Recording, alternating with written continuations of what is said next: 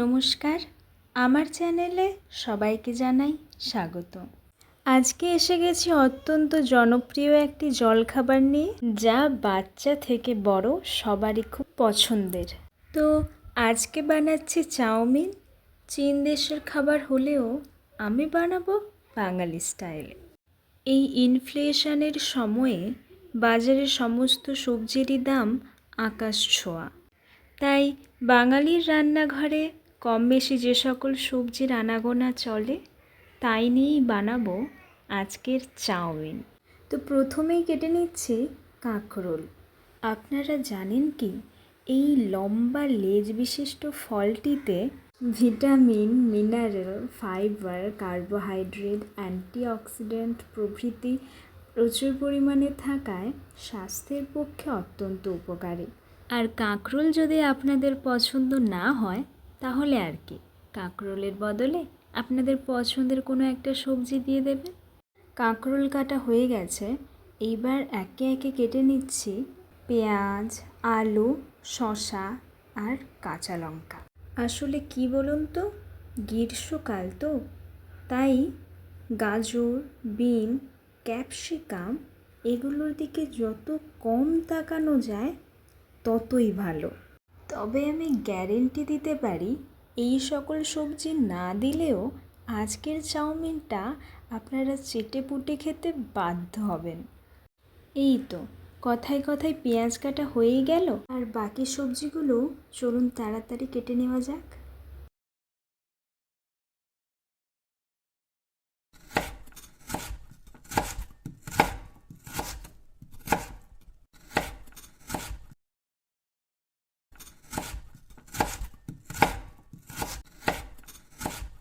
এই তো সমস্ত কিছু কাটা হয়ে গেছে, এইবার আলুটাও কেটে নিলাম। এবার চলুন রান্নাঘরে। আগেই একটা পাত্রে জল গরম করে নিয়েছি, তাতে অল্প লবণ এবং তেল দিয়ে দিয়েছি। এবার চাউমিনটা সেদ্ধ করে নেব। ফুটন্ত জলেই চাউমিনটা দিতে হবে, তাহলে চাউমিনটা প্রপারলি সেদ্ধ হবে। 2 মিনিট পর চাউমিনটা নামিয়ে ঝাড়ুনিতে জল ঝরিয়ে নিয়েছি। এবার একটি কড়াই গরম করে তেল গরম করে নিয়েছি। আগে কেটে রাখা সবজিগুলো এবার ভেজে নেব। প্রথমে দিয়ে দিলাম আলু, এবার একটু লবণ দিয়ে দিতে হবে। দিয়ে দিচ্ছি কাঁকরোল। আলু ও কাঁকরোল অল্প সেদ্ধ হয়ে এলে দিয়ে দিতে হবে কেটে রাখা শসা। এবার দিয়ে দিচ্ছি কুচনো পেঁয়াজ ও লঙ্কা। এবার দিয়ে দেব নিত্য প্রয়োজনীয় গুঁড়ো মশলাগুলো। দিয়ে দিলাম 1.5 চামচ লাল লঙ্কা গুঁড়ো, দিয়ে দিলাম 1/2 চামচ হলুদ গুঁড়ো, আর দিয়ে দেব একটা ভাজা মশলা, যাতে ধনে, জিরে, গোলমরিচ, শুকনো লঙ্কা, দারুচিনি এই সমস্ত উপকরণ রয়েছে। এই তো সবজিগুলো ভাজা হয়ে গেছে, এইবার একটা পাত্রে নামিয়ে নিলাম। আবারও কড়াইতে তেল গরম করে সেদ্ধ করে রাখা চাউমিনগুলো ভালো করে ভেজে নেব। তেলের ওপর একটু লবণ দিয়ে দিলাম আর কড়াইটা ভালো মতো তাতিয়ে নিলাম, তাহলে চাউমিন কড়াইতে আর লেগে যাওয়ার সম্ভাবনা থাকবে না। এবার আর কি, আলতো হাতে চাউমিনগুলো ভেজে নেওয়ার পালা।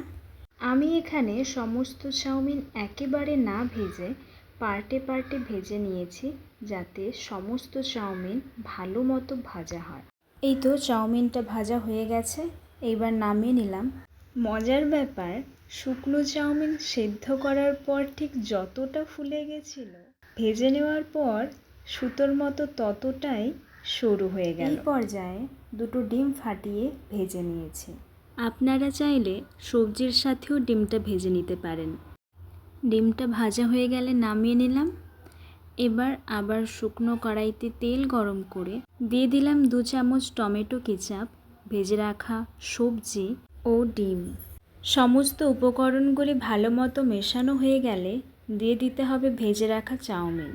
আর হ্যাঁ, এই পর্যায়েই বাজারে যে চাউমিন মশলাটা পাওয়া যায় সেটা দিয়ে দিতে হবে। আবারও সমস্ত কিছু ভালো করে মিশিয়ে নিচ্ছে।